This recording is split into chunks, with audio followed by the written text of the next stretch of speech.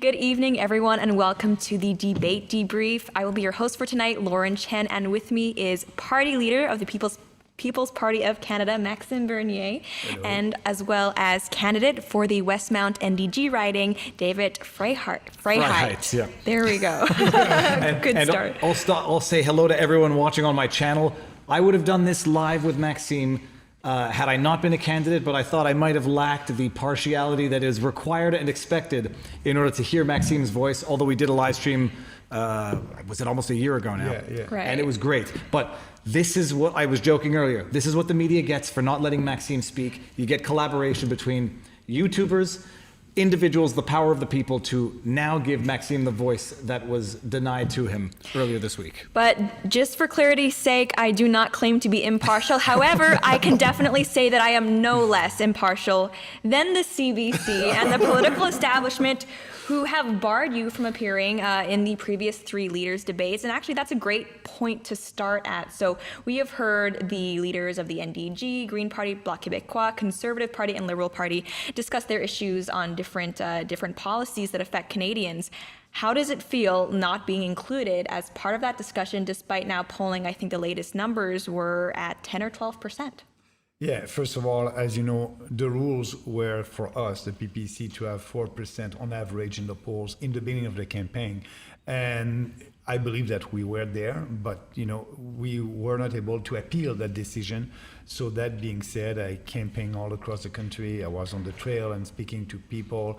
But the worst of that is because there's still a lot of people that don't know that they have an option, don't know that the PPC exists. So for me, being there yesterday, I was not there, but that would have been a nice opportunity for me to express our point of view to more Canadians. But that being said, when I saw that debate, that was not a debate. I think it was a waste of time. They didn't have real discussion.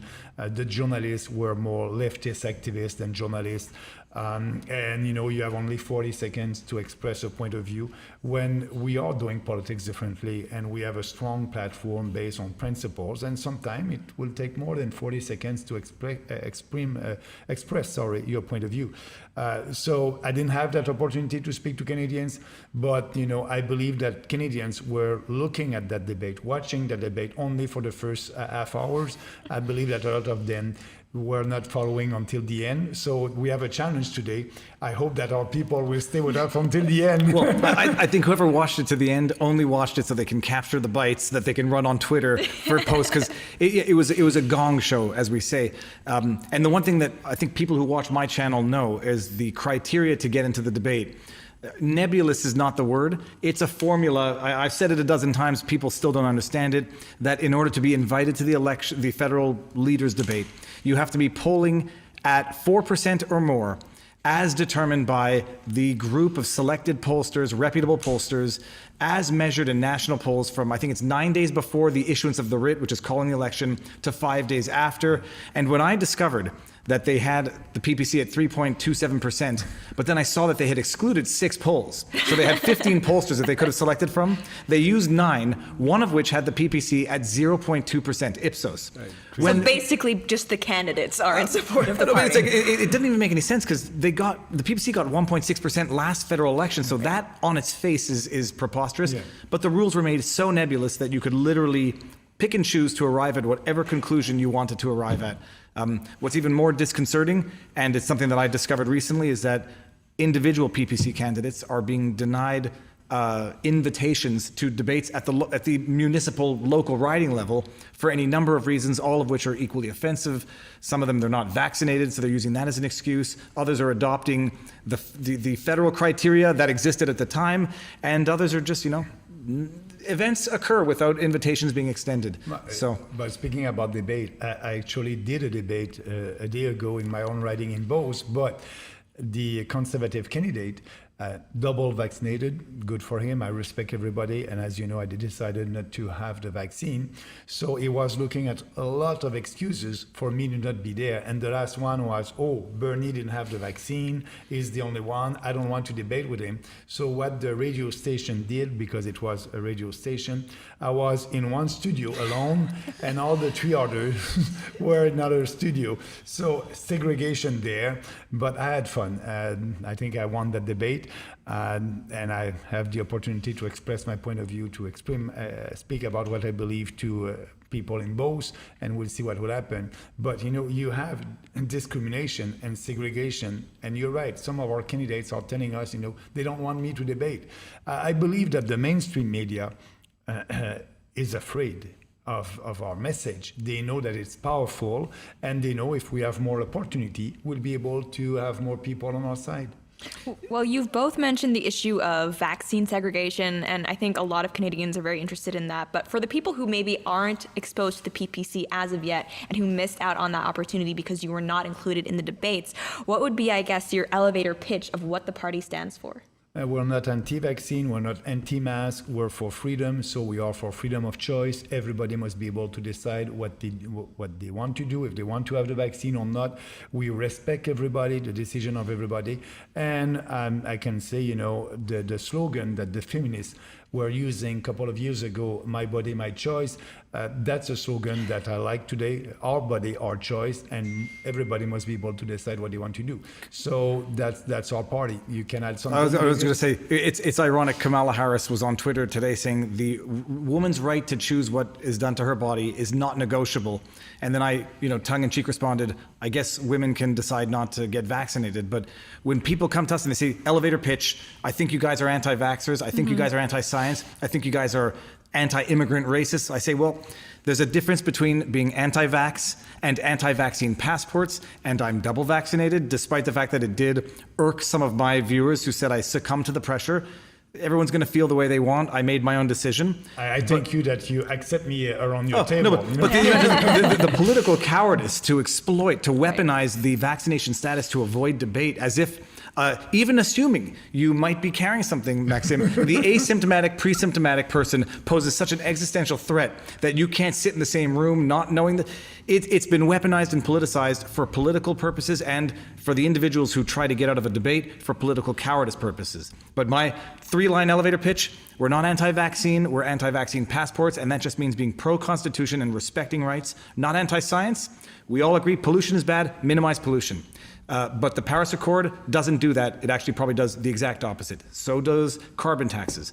And anti-immigrant, it is not because you don't want to use immigration as cheap labor that makes you anti-immigrant or racist. I would actually dare say the exact opposite is true. We want to protect Canadians, make sure that the Canadians of all races, creeds, ethnicities are being cared for properly before you start talking about having more kids.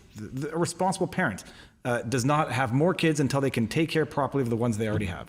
Absolutely. Right.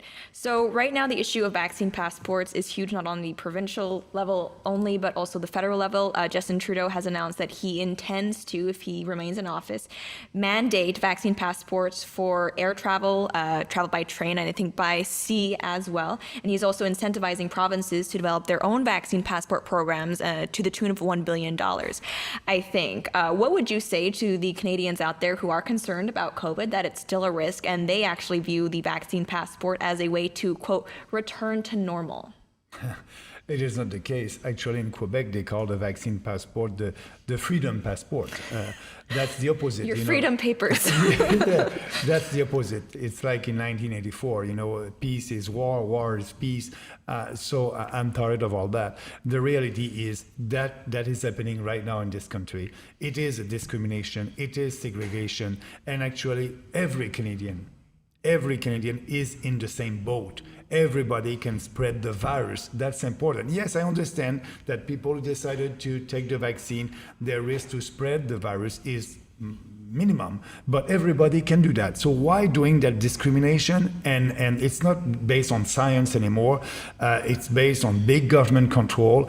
And I believe that now you'll have in Ontario, they will come with the vaccine passport before the end of this month. And for me personally, I won't be able to travel after this election because Trudeau said it will be enforced maybe in beginning of October or something like that. But I can tell you, I will travel and I will fight that. I went into jail because I did a political gathering in a park. It was unconstitutional, illegal, unfair, everything. And I will travel in Canada. And that's my right. That's my constitutional right. You're a lawyer, David. You know it. I know what I believe the law says, and I know what I believe about these measures. But imagine also just the utter hypocrisy. You are put in jail for hosting a rally of a few dozen people in a park in Alberta. Eight. Literally, it was either 3 days before or 3 days after Trudeau, Ford have a massive 1,000-person rally in Ontario as a result of that terrible incident that occurred, the individual who drove his car into the family. So, it's a political opportunism where, they'll make exceptions when they want to, and then they will come down with the full fist of fury when they want to. But the vaccine passport, I haven't used it yet, but I've been thinking it's like Jerry Maguire. Show me the science show me the science that says that a vaccine passport does anything other than create a new limit from which the government is going to start taking your rights. We are in Canada, it's over 81% people over 12 fully vaccinated. And we were told from the beginning, 2 weeks to flatten the curve. Never going to be mask mandates, never going to be compelled vaccinations. If we just reach 70%, things go back to normal. At some point, we've said this before and I'll say it again, we're going to have to learn to live with the virus before we learn to live with injustice, because for all intents and purposes, the virus is never going to go away in as much as any virus has ever gone away. And so you're going to have to learn to live with it, take the measures to protect the actual vulnerable, not just to penalize everyone. And also learn to live with a virus, learn to live with a situation without crushing the very civil liberties that make life worth living in the first place. And you said that they were telling us 2 weeks to flatten the curve. Now I'm telling people 2 weeks to flatten the lies. And that would be important to vote the 20th of September. Imagine it's a moving target to the point where now people think that the vaccine passport is going to help us get back to normal. How does it do that? When you're dealing with the levels of vaccination that you have now, you don't want to have a public debate, or I call him Supreme Leader, Sunset Thief, and now I'm calling him the Childhood Thief. François Legault says, I don't want to have a public debate on this because I don't want citizens being exposed to misinformation. And so no debate, edict, fiat, one after the other. And no debate yesterday also about that. They were on the same page, like usual, on COVID-19. That's an interesting thing, we'll get into it, but the journalists, their questions presuppose the premises which are at issue here. Is the vaccine passport good for anything? But their presupposition is it's good for something. The only question is more of it better? And no one was attacking the underlying actual issues because they all agreed with each other. And it's great to have a debate when you all agree. It's just a question of how much. How much vaccine passport? How much? $1 billion on an app. That's what I also can't get over. Don't put the $1 billion into the healthcare system. Put it into an app fund. You got to have your head examined to think that makes sense. Well, I've heard a lot of PPC supporters say that they oppose the vaccine passport system because it is anti-freedom. To which people like Justin Trudeau actually recently replied, what about my freedom to travel safely with my children? I believe he implied that those people, referring to vaccinated people, were putting us all at risk, specifically children who are currently not able to get the vaccine. I think it's anyone below the age of 12, for now. Yeah, for now. What would you say to his assertion that by being unvaccinated or by allowing the unvaxxed into these spaces, we are actually putting children's lives literally at risk? I'm telling him, do you believe in your own vaccine? The vaccine is supposed to be good for you. And I believe that it's good. If you have COVID-19, you'll have mild symptoms. Right. We know that. So we're not putting anybody at risk. And when he said that, we are putting our own kids at risk and other kids. It's a lie, it's propaganda, it's divisive, and that Justin Trudeau is the most divisive prime minister in the history of our country, by race, by gender, and now by vaccination status. I'm fed up of that, and I believe that I'm not the only one. We are Canadians, and everybody must be unite, and that's our goal. We want to unite all Canadians under the freedom umbrella. It's for me. It's a little. Maybe I'm one step further. It's disgusting to invoke children as the tools of political propaganda. Chris Kalitza on Twitter, he writes for CNN, said the same thing today. Like, when are these people just going to get vaccinated so my 9-year-old's not at risk? Right. And I sent him the statistics. Like, you either trust the science or you don't. You either trust the statistics or you don't. And for the people saying trust the science, I flipped him the statistics of hospitalization rates of children under 12. I mean, it's insignificant. Not to say that when it happens it's not serious, but it happens more with the ordinary flu. The deaths from COVID, it was anywhere between 0.00% and 0.003% or 0.03. I said, these are the stats. So you either trust the science or you don't. But to use your 9-year-old as a political pawn to promote fear porn propaganda, it's par for the course in politics, but it makes everybody panic. It triggers that part of the brain where people stop thinking rationally and they start looking at everyone like, unless you're vaccinated, you are an existential threat to my 9-year-old, and it's unscientific. It's just panic. And it's not based on the statistic, because now we know younger people under 20 years old, only 15 of them, it's too much, but only 15 of them died from COVID, and the majority of them had comorbidities. 15 on 27,000 people who died from COVID here in Canada. So there's more young people below 20 years old that are dying every year. 65 every year are dying from what is the disease? I don't remember the name of the disease, but there's more people who are dying than other disease than COVID-19. As far as kids go, I mean, any parent knows from experience, the ordinary flu lands kids in the hospital. So you say, like, get the vaccine and then it'll be back to normal. But if this is the new threshold, if this virus with these statistics is the new threshold, that is one heck of a new starting point for the government to say, well. And we've heard Justin Trudeau, you pointed it out, invoking the pandemic response language to climate change. It's only a question as to where they springboard from here into. And actually, that's a great transition into maybe another good topic, which is climate change. The other leaders, it seemed to be a competition as who could outregulate the Canadian economy. When it comes to things like a carbon tax or carbon caps, I think Erin O'Toole got the most flack for not having, no targets, but just simply not extreme ones enough. What would you say to Canadians who care about the environment? Because no one enjoys seeing, for example, filthy air or polluted streams, but there are still many Canadians who worry that these regulations will have an impact on the economy, on, for example, their ability to heat their homes. How do we balance those two issues? Yeah, we can do it, easily, because what you look at climate change, people will say, oh, the People's Party, they don't believe in their denier of the climate change. No, the climate is always changing, and we understand that. But, look at the facts. Canada represents less than 1.6% of all the global emission on the planet. So we cannot save the planet first. But Trudeau and O'Toole and all these other leaders are speaking like, we must do something in Canada because we will save the planet. And there's no climate emergency. That's being said, a carbon tax won't solve the problem, and it will be worse for Canadians. It will hurt our economy. It will hurt our way of life. And it's happening right now in this country. So yes, all these three leaders were the same on that. What we are saying, the good news on that, we won't do anything on carbon, the carbon tax, and the Paris Accord. We won't sign that. But yes, we still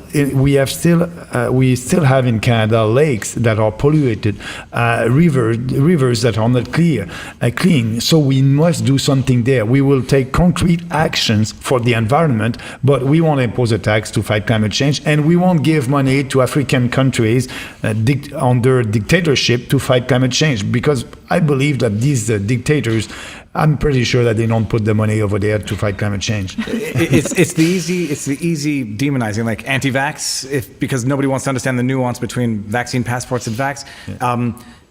Anti-climate, we all agree. First of all, I told this to Maxime when we first met. Like, if the party were anti-climate, I wouldn't be here. I love fishing. I love camping. I love Canada for that very reason. To go from there to say, well, if you don't support the Paris Accord and if you don't support carbon taxes, you're anti-environment, you're out in left field, because we know this. Canada represents, what, 1.5, 1.6% of global emissions. Operating on the basis that emissions are the ultimate pollution. Some people disagree, but let's operate on that basis. You could shut down you could shut down Canada. It will not have any impact on global emissions. It will actually only increase them, because everything will get outsourced, as it's been doing right now, to China and India, the number one polluters, both overall and objectively. And the way that politicians dishonestly get out of that argument, China, I think, produces more pollution or more emissions than the developed world combined. Oh, yeah. Yep. And so what do? They say, oh, well, per capita, Australia is bad. Per capita, Canada's bad.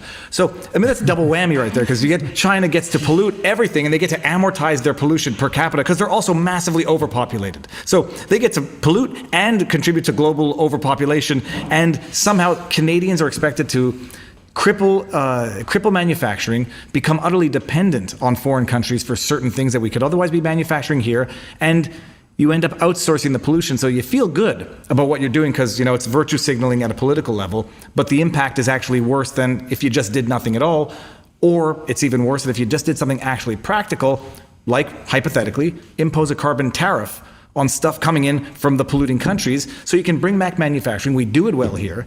We do it very responsibly here. Probably, I think we could all agree, more responsibly than in China and in India. Absolutely. And bring back manufacturing, stop being dependent on foreign countries, and build our economy and protect our economy. And speaking of stopping being dependent on foreign countries, Canada, as we all know, is a resource-rich nation. We're very, very fortunate in that regard. But an increasingly divisive issue when we look at Canadians, I guess, geographically, is the issue of oil. You have a lot of Western Canadians who see this anti-oil Trudeau government, and I don't think it would be, I think even they would agree with that designation. And they feel like their economic opportunities are being stifled. What do you think the federal government's role should be in monitoring or regulating things like oil pipelines? First of all, I think it's important to have the discussion, and it's too bad that during the debate yesterday they didn't have that discussion.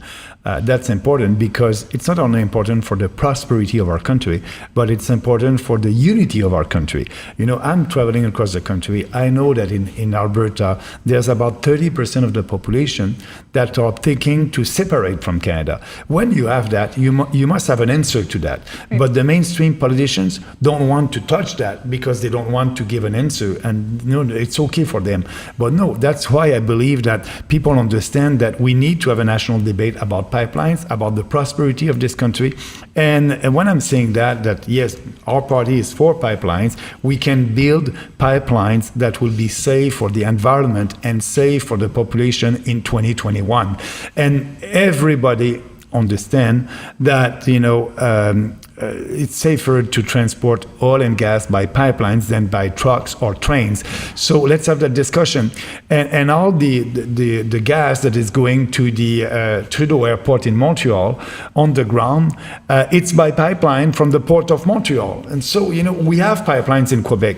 And that's only the politician in Eastern Canada and in Quebec, our provincial government, that is against pipeline, because they are listening to the radical environmentalists.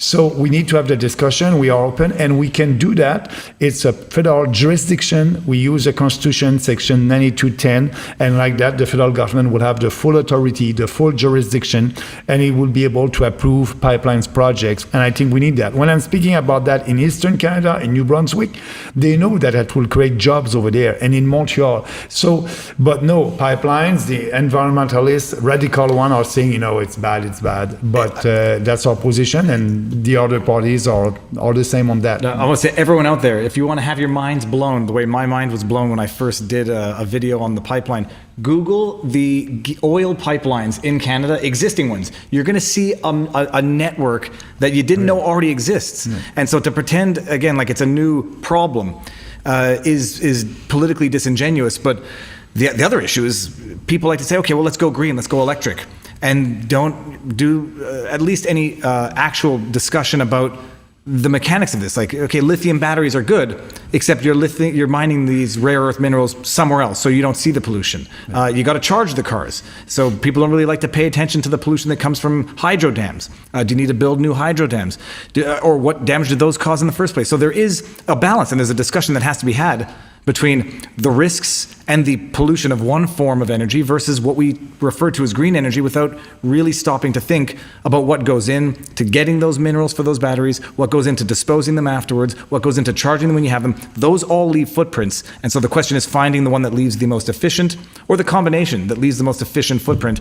But you, again, demonized into not even having the discussion, because if you talk about oil, you are a radical person from out west who, whatever stereotypes they have, which does lead to the disunity of the discussed Wexit, where people are just fed up with one portion of the country dictating policy for the other portion of the country. Now, you mentioned green energy, and that was a huge topic of the debate last night. And it seems like most of the other parties are in favor of some sort of subsidy program for green energy, investing in green energy.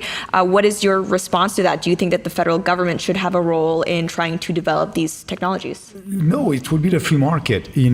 I believe if you're an entrepreneur and you want to have support, you will try to please your consumers. So more and more people are asking for green energy, yes. So we have more electric cars right now. They are moving their production to answer that request from their consumers. The free market can do that. Yes, there's some program that can help to be able that these cars would be more affordable, but that's not the first thing that we must do in this country. We are broke. And now they were saying spending money. Everything is about money. So let's be serious. Let's be fiscal responsible. Let's balance that budget. And maybe after that, the first priority would be to lower taxes to Canadians, and we'll look. But also, this is a shared jurisdiction with provinces. So there's program at the provincial level that promote the Canadians for buying a green electric cars. Same thing in Ontario. So why the federal government again put more programs on that? Let's clean the house. Be sure to balance the budget, and the free market will always try to answer the needs of their consumers, and that's becoming right now. You have more electric cars. I just say, like, once you also start talking about the government collecting money, then divvy out to certain entities. I mean, from what I understand, it didn't work all that well when Obama did it, and it tends to lead to corruption. It tends to lead to everyone taking their cut of the investment. There could be cost-effective ways of subsidizing, like maybe tax credits which already exist, but the idea of financing is one thing. It tends to lead to waste. But the flip side is, yes, they're already developing them in tandem. The thing is, you develop them in tandem. You don't choke one off until you're, not dependent or more dependent, or can get by with other means. And what they're trying to do is, mother is the necessity of all invention, but at some point you have to be realistic, and if you want to phase into something else, you will let that exploit over time, and we're seeing it. I mean, Teslas are everywhere now. Solar panels are everywhere, but they don't come without their own problems. It's like, people always talk about, we get rid of plastic bags, single-use plastic bags, so you get those recyclable bags. Nobody stops to think about the footprint that those bags make. How many plastic bags go into that bag? And then when that bag tears, you chuck it in the garbage, get another one.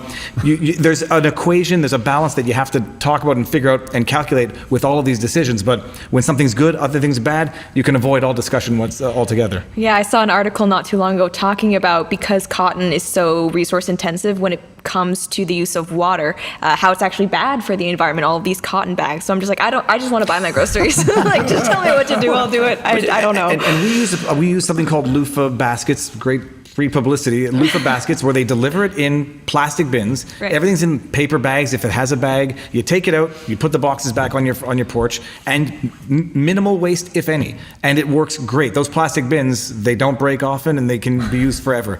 The market has a way of finding it out, figuring out the solution.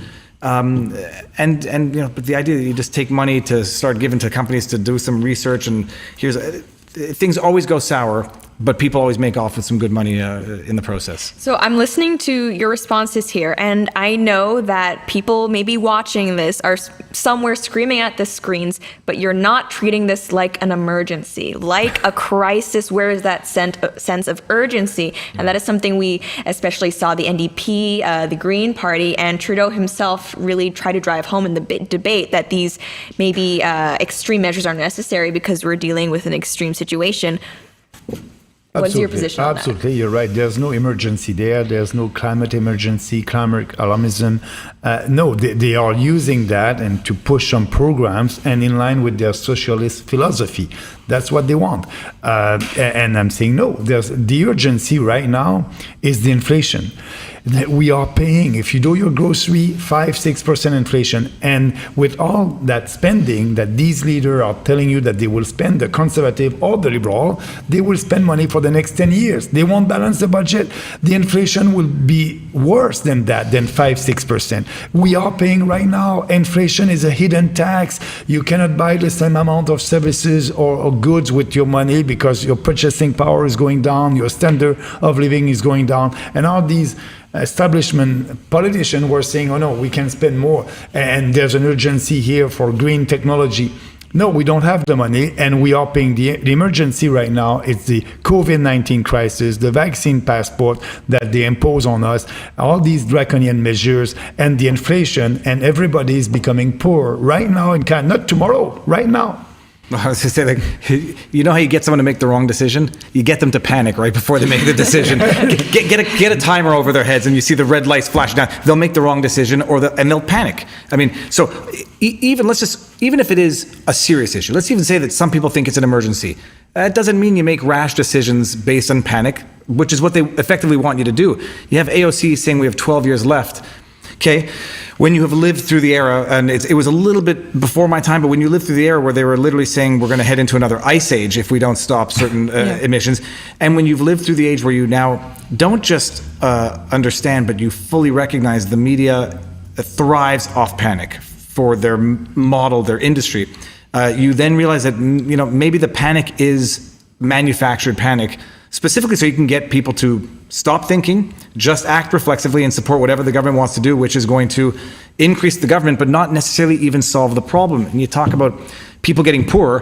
What do they do when they get poorer? They start buying cheaper products, cheaper crap made in China, which actually will just exacerbate the environmental problem. So even if it is a crisis, even if it is 12 years left, which maybe I'm an anti climate denier. I think it'd be like 10 years it's 10 by years, now. It might be 9. Yeah. Maybe this makes me a climate denier because I think we have more than 9 years. We might have some issues. We might see some forest fires, which might have some man-made causes and not just environmental problems, as in forest management. But if that makes me a climate denier, then people will run with that. But you get people to panic. You get them to make the wrong decision, not the right one.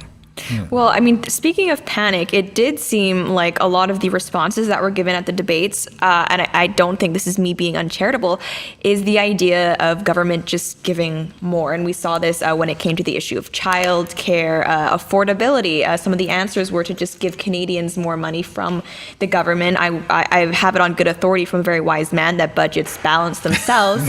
But what would your approach be to actually trying to reduce spending of the Canadian federal government, because that involves cuts, and I think that's an issue that usually politicians don't want to touch. Yeah, they don't want to. Actually, I was not at the last debate, but I was in the election in 2019, and I was at the debate, and they have a question from Canadians, and we had a lady, and she asked a question to everybody, what will you do with my pension? That was at the debate in 2019, the same kind of questions at the last debate. And I was very happy because I was speaking the last one, and everybody, I would give you more money, yes, your pension, it's important, would be more generous. And I look at the lady, I said, nothing. I cannot. We are broke. I won't do anything for you. I won't pander to your votes. We need to have serious conversation. And now the goal is to balance the budget. But the politicians, usually doesn't like to speak like that, tell the truth. But when you're saying that, I think you gain more credibility. And yesterday they were saying, everybody was saying, we're going to give you more money to housing and all these problems. But that's not the solution. Housing, the solution is we have the Bank of Canada, that is the Bank of Canada has a target inflation of 3%. That's why also that's an impact why the houses are costly, but also immigration. You need to look at it globally. We have more immigrants, 400,000 people a year. 41% of them are going to big cities, Toronto and Vancouver. So that's put pressure on the price of houses over there. So we need to look at it globally. And the solution is not to build more affordable housing. We need to look at, because we are doing that for the last I don't know how many years, and we still have the same problem. So we must look at another solution, more in line with free markets. So that's why I was not surprised. I was, it's a politician telling you that I can give you something today, but everybody will pay for that right now or tomorrow. That was not responsible. And O'Toole actually said the same thing, because in the French debate, and he didn't say the same thing in English, but in the French debate, when he had the question about how will you balance the budget, he said, I'll do that in 10 years. Yeah, but tell us how you, and after, he was speaking like a politician, he answering the question, but you don't have the answer. But just at the end, he said, without cuts. So what he said is the budget balance itself, like Trudeau. No, it's probably can't add much. It's just you create, the bigger the state gets, the more dependent people get on it, and then the more frightened they get when you talk about cuts, because you have people who become dependent on the state. But the government is not a money-making industry. They get their money from taxpayers. So you have three choices. You get people to make more money, to pay more taxes, or you get the government to spend less money, or you get the government to make money through other means than selling weapons to Saudi Arabia type thing. And so it's one of those three options. Yeah. But there is, you've been in the government, I haven't, I just know what I see in terms of $1 billion to CBC, $600 million to the media.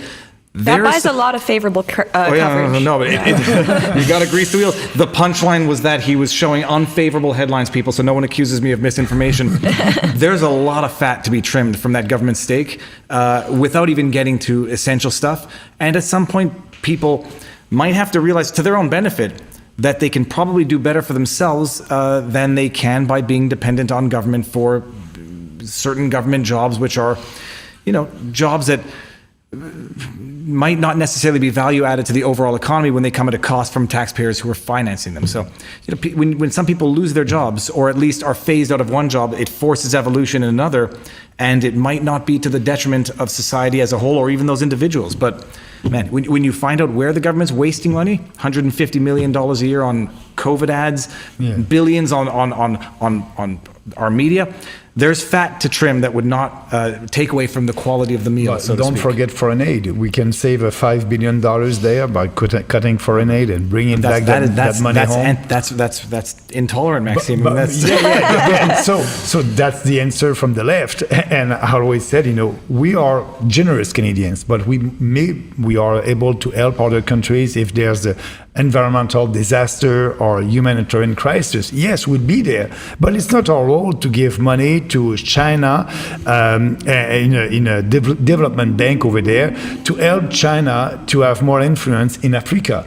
That's not our job. That's not our job to give money to build roads in Africa. So yes, we will be there if there's a crisis, but we must be realistic that we cannot save the world. And also just from the same sort of welfare ideology is that, first of all, these other foreign countries to which Canada gives have their own governments. And when you just give money to foreign governments that are sometimes corrupt, sometimes not spending that money properly, it doesn't cause them to be responsible. So you are actually only exacerbating the very same problems you think you're solving by giving money away to certain countries, to certain governments.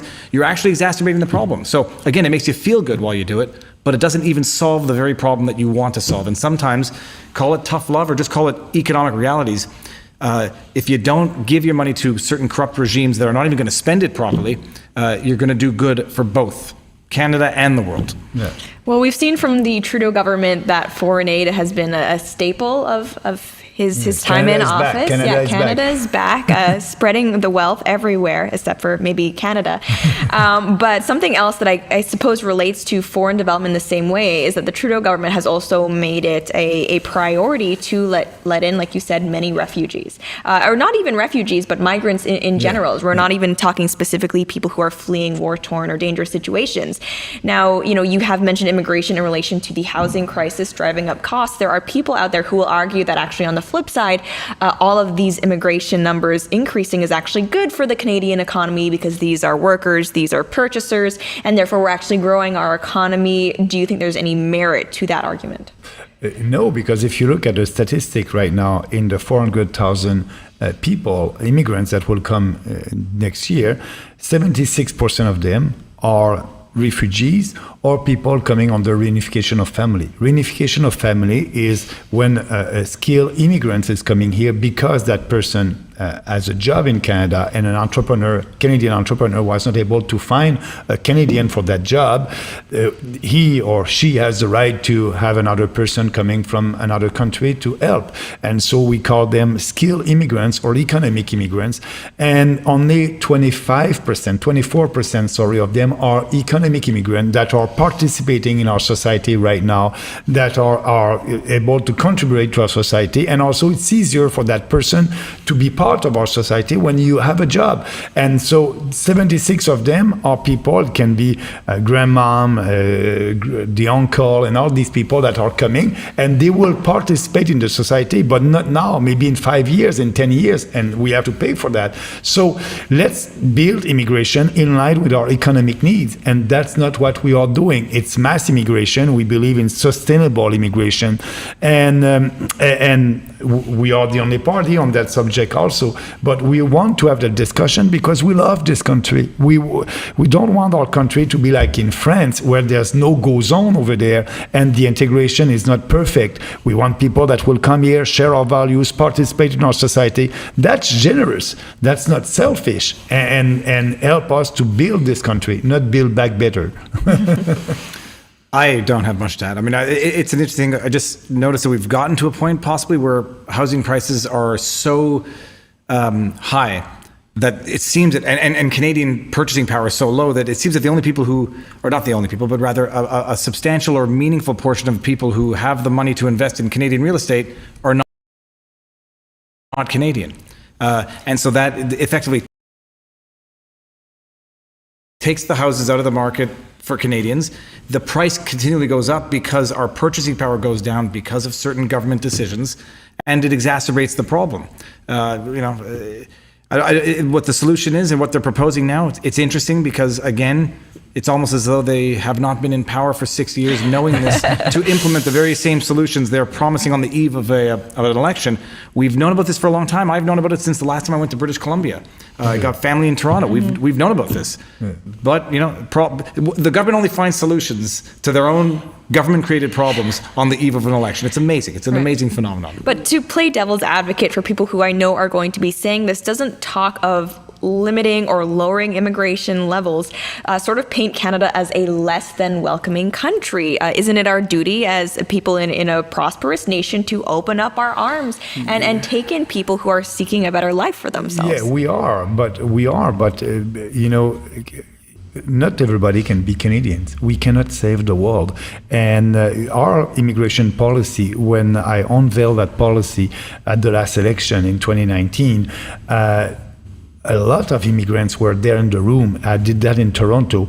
They agree with that because they came here by following the rules. And now it's an open bar. Everybody can come, and they don't like that. They came here and they had to follow the rules. Now it's not the same thing. And a lot of these people are not part of our society right now. We are not anti-immigration. We like the diversity of this country. We want this country to be like that, but we don't we're not like Justin Trudeau, believing in diversity and always more and more diversity. Trudeau is the guy that believes in the cult of diversity. Everybody must be different, and promoting every ethnicity, every race, and having a program. You're a black entrepreneur, you need a program. We will abolish that. If we have a program for entrepreneur, it will be for every entrepreneur, not only black entrepreneur. That racial politics, extreme multiculturalism, mass immigration, it is destroying our country. And so I'm telling, yes, we'll be generous. Right now, like I said, 76% are relocation of family and refugees, but we are not helping the real refugees. If you want to be generous and open your arms, you must help the real refugees where they're waiting, where their life is in danger in a camp somewhere in another countries. Now what we're doing, people crossing the border in Quebec and coming from the state of New York, their life is not in danger over there. So it's not fair. These people are jumping the queue, and the real ones are in danger in a camp somewhere. I'll push back on your pushback, Lauren, and I'll suggest that people look at Canada and say it's a prosperous nation, it's a rich country. If people knew the statistics of children living in poverty in Canada, and I think it's 1 in 5 children are living in poverty, or 1 in 5 children don't have enough to eat. In my area near Saint Michel, something like 1 in 3 kids are on 1 meal a day. They're given backpacks of food when they go home for the weekend because they don't have enough to eat. And the indigenous populations don't have clean drinking water. I mean, you have homelessness, you have drug addiction, you have problems everywhere in Canada. And the idea that, imagine just being one of these kids who doesn't have enough to eat, or the indigenous population which has been waiting for clean drinking water for decades, and you're saying, well, things are so well here, you're all rich, you may not be able to drink clean water, you might have some of the most awful living conditions objectively, not just by Canadian standards. It's a rich country, deal with it. We're going to take other people in before we actually solve our own problems. I mean, that does a disservice not just to Canada as a whole. I mean, that does a disservice to Canadian values. I mean, we get your own problems under control. Make sure that we have it'll never be realistic, but get this, hungry children, people living in poverty under control. Get clean drinking water to our indigenous populations before you start trying to play savior for the world while you're ignoring your own kids. Yeah, you're speaking like Jordan Peterson. Do your bed first in the morning, and after that, you'll be able to help yourself, and after that, you'll be able to help others. That's what you're saying. You say Jordan Peterson, you know what people are going to accuse us of. But it's an amazing thing. Like, we're just, responsible values have been demonized at the altar of the appearance of generosity, when it is in fact just penalizing everyone in the long run. Well, I mean, since there's no Liberal representation here, NDP or Green or Bloc Québécois, I guess my question to you both is, you talk about the fact, and it's not just an assertion, it is a fact that there are Canadians who are struggling. No running water on far too many reserves in Canada. You have drug problems, homelessness, general poverty, especially exacerbated over the past 2 years. Yet you are both talking about cuts and spending reductions. Do you honestly believe that the way to help these people is actually by decreasing government spending? And if so, would you mind laying out exactly for people how less government spending equals more prosperity for Canadians? First of all, we must say that all these spending are not going to people. Green energy and all. It's not going to people. It's going to corporation, and they try to create jobs. And we must believe in the free markets. To help the people first is to be able to give them their own money in their own pockets. I wish I can tell you, and I can tell Canadians that yes, you'll be richer tomorrow. I'll be elected, and I'll give you $1,000 more.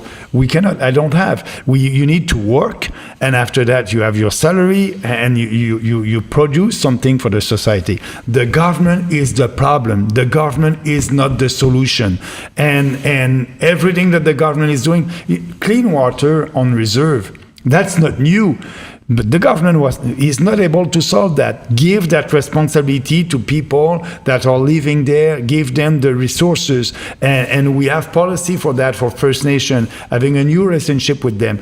But that being said, I wish I can tell them, then but you'll be richer. But when you cut 1.2 billion to CBC, that will help everybody. When we cut foreign aid, that will help everybody. The money will come back here. So the cuts that I'm speaking about, it's something that is not under the jurisdiction of the federal government, and it's not. I won't cut their pension. We won't cut employment insurance. We will cut extra spending that are not in line with our constitution, that we cannot afford, and like we are acting like a very rich country, and we did the biggest deficit in the history of our country. So we're not the richest country on the planet. So we need to do this difficult decision, and it's not so difficult to cut 1.2 billion to CBC and to cut foreign aid or to cut corporate welfare. We can save $5 to $10 billion by cutting corporate welfare. And balancing the budget, if you are looking at the data coming from the Trudeau government, the last year of the first mandate, the deficit will be around $15 billion. And I think at that time... That's enough for 15 different Vax Passport apps. Yeah. And Lauren, I appreciate the question, because the question again presupposes a certain supposition that's baked into the question. Like when everyone talks about cuts, it's the big bad boogeyman who's literally going to the orphanage and saying, we're cutting your funding this year. No, that's not what the cuts mean. And the funny thing is, like, a family tries to save nickels and dimes, and then they don't realize that a $400 charge has been going through their credit card for the last month. When you're talking about where you make the cuts, there's massive areas where it will have tremendous impacts in terms of how that could be otherwise redistributed to the actual people who are in need. It's not a question of cutting the funding to the institutions that need it the most. It's just cutting the fat so that you can actually save some money and then even look at redistributing or spending it properly. I was talking with the daycare professionals in my neighborhood, and knowing what they make in a year, and then knowing what other government officials make in a year, knowing what the chief medical officers of certain cities are making, $400,000 a year. Wow. Knowing that they're spending, the COVID ads are the easiest one just to think of offhand. Yeah. $500,000 for an ad, while these schools don't have proper air circulation, and while the government doesn't want to put in air quality tests because they don't have the money, but they sure do cash their chechs every day of the week. So, but they have the money for the ad propaganda. No, COVID-19 propaganda. They have money to $150 million on ads. They have $600 million for media. Imagine what that money could go to, and imagine how much you could save, and then properly spend it, and then work with private partnerships to get the services to the people who need them. Sometimes it's not a question of money. Like, I actually just spoke with a charity. They just need food. They don't need money. I mean, I guess they could get the money with food, but there are ways to work private partnerships so that people who need it get it, and not just so that government entities, government corporations get this money in amounts that would flabbergast the average person once they find out where it goes and how much goes there. But what you just said about cutting money that is going to Canadians, that can be, an argument from the left and telling you, oh, you're bad, you're going to do that. But in reality, that's why we need to have a discussion. It's easy to say, oh, the PPC, they're not Canadians, they want to cut poor people. No, if you look at our platform and all the cuts, we are able to achieve what we said without, cutting the money that is going to the people. You need to explain that, and it's easy to put you in a corner, thinking, oh, bad Bernier and PPC, and you won't help everybody. We will help them, because we will do what we need to do to be sure to have a smaller government in Ottawa, more freedom, and if you have more freedom, you'll have more prosperity. All right, now, I'm not sure how much time we have left, but I definitely do want to ask you both at least one more question, and that is about splitting the vote. I've got a well-formulated answer to this. Okay, well, let's hear it, because a lot of times, I talk about how I voted PPC last time, and I'll be voting PPC this time. You cannot help but have at least several people, in a comment, a thread, in a conversation, talking about, isn't that just another vote for Justin Trudeau? Aren't you just going to ensure that any, center-right libertarian vote in Canada is split? Go ahead. I'm going to say, when nothing distinguishes the main three parties, you're not splitting a vote with them. They're splitting the vote with each other. I mean, if you're anti-vaccine passport and you don't want to see it, if you're anti-lockdown and you never want to see it again, if you are anti-carbon tax and you don't ever want to see it, you're not splitting your vote by voting PPC. You're splitting your vote by voting among either of those three, because it's only going to be a question of lockdowns or more lockdowns, vaccine passport or more stringent vaccine passport, carbon taxes or higher carbon taxes. I genuinely think O'Toole has made a political, calculated decision to try to split as many votes from the Liberals. And it's not the PPC stealing votes from the Conservatives that's going to affect anything here. My own observation, PPC is actually taking votes from the Liberals because they see now a leader who's fundamentally corrupt, through and through, demonstrably true over the last 6 years. They want out, and they don't necessarily want to go further to the left of the NDP, and they might realize that PPC is not quite what it was painted out to be. But no, my bottom line answer, PPC is not splitting the Conservative vote now. Conservatives are splitting the Liberal vote, NDP is splitting the Liberal vote, and there's going to be a cannibalizing among those three parties. And my answer of principle, if you vote for the lesser of the evils, you're always going to end up with evil, and you never split your vote if you vote with the entirety of your conscience. Yeah, and thank you, David. I spent a lot of time thinking about that. Yeah, but what I can add also, if you're a conservative and you cannot split the vote because we are the only conservative party in this country, conservative and fiscal conservative, and I'm asking you, vote for the real one. Don't vote for the Conservative Party of Canada that are conservative only in name. That's it, that's all, on all the platform. And I'm telling also people that we are able to attract people from the left, like David just said, because of that COVID hysteria, because of the COVID passport. They know, like us, that this country is going in the wrong direction. More socialism, more communism. We don't want that. And so we don't split any vote. We are there, we are doing politics differently, and all the others, they are splitting the vote in between themselves. It's the big thing. Like, split the vote Conservative. You're going to end up with vaccine passports, like O'Toole has flip-flopped on. You're going to end up with lockdowns as a form of government. But these are conservative vaccine passports. Well, but here's the deal. What's going on in everybody's mind who's thinking of voting Conservative, not to just to get Trudeau out? They're actually hoping that they're voting for someone who's being politically dishonest now, and they're hoping that O'Toole's going to flip-flop once he gets elected and say, okay, maybe I'm going to come back on this, maybe I'm going to come back on that. They're actually banking in their own minds that O'Toole is not quite as liberal as he is publicly espousing his beliefs to be now. But it's like, vote Conservative, great. You'll end up with everything you'll end up with the Liberals. And I could hear the crowd out there like going crazy when Maxime says, we're the only conservative party. I'll say it until I'm blue in the face. I don't consider myself to be conservative. I don't even know what it means. Fiscal conservative, I can understand. Yeah.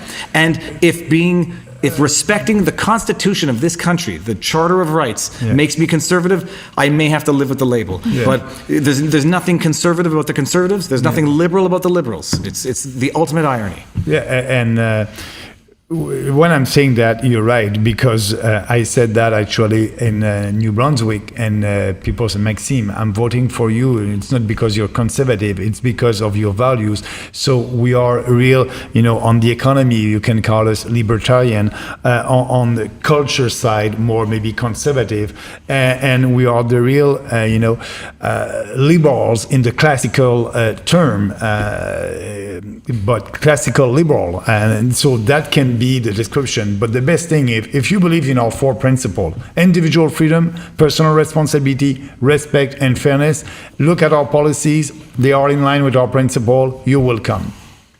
Now, I do want to give you both time to maybe address anything that I haven't brought up, but one last thing that I cannot not ask about is that we have seen under the Trudeau government an increasing interest in regulating the speech of Canadians.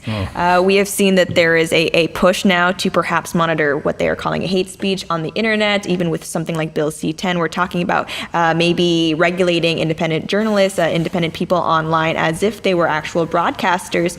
There is an appetite for this among some people. Some people do believe that it is a Canadian's right to be able to engage in the public discourse without encountering any hateful attitudes.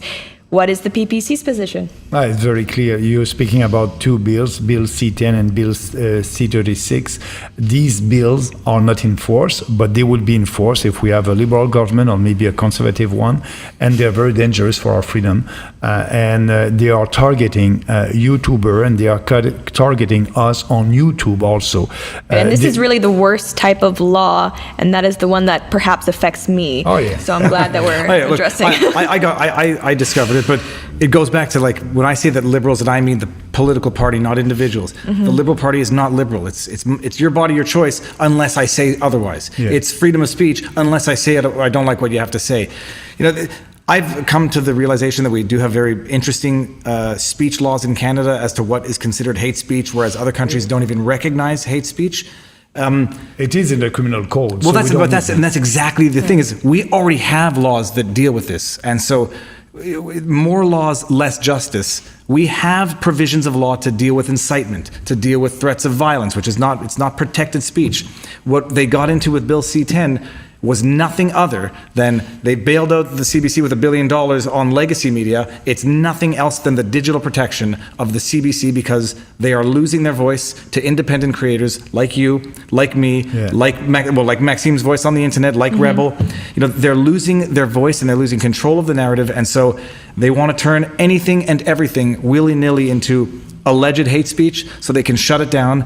They would have gotten away with it if it weren't for that dastardly election that they called. And that Bill C-10 will come back depending on who the government is. But it's objectively dangerous in the political sense. It's patently obvious what they're going for, and it is to control the free dissemination of information, the democratization of the information that the internet has brought. But we said also before that politicians are creating problems to try to push their solutions. There's no problem about hate speech. If you look at the data, less than 1% of all the crimes in this country are related to hate speech, and 65% of them are graffiti on a wall. So they're not violent. It's not a problem. It's not a problem in our society, hate speech or hate crimes. But for Trudeau, he created a new problem for him to be able to impose his point of view and to be sure that it will censor us. We are against that. We'll repeal all these bills,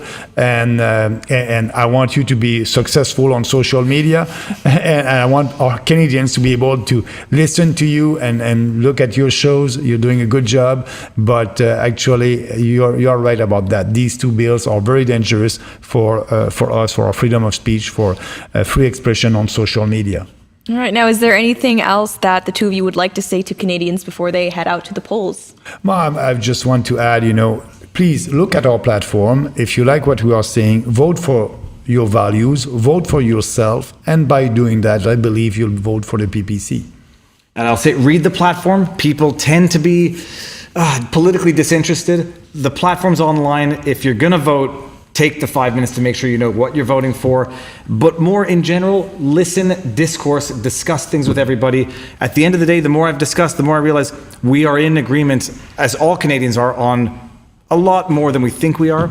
But when you have politicians who are out there just to sow discord, just to divide and conquer on a daily basis as a strategy to victory, you wouldn't think that. And these are divisive times, so be tolerant, but listen. Don't deface other people's posters, people. It's not funny, and you have to tolerate. And those are expensive when you have to buy them. I've been on the campaign side of things. Those are expensive. No, and I'm not even saying Leave for them me. alone. Touch wood. I've been pretty fortunate. It's that is not protected speech either. But and don't throw stones. There's no room for violence anywhere here. And just respectful discourse, and at some point agree to disagree, but go to the voting booth and vote, because do not be defeatist. And don't listen, don't believe the CBC.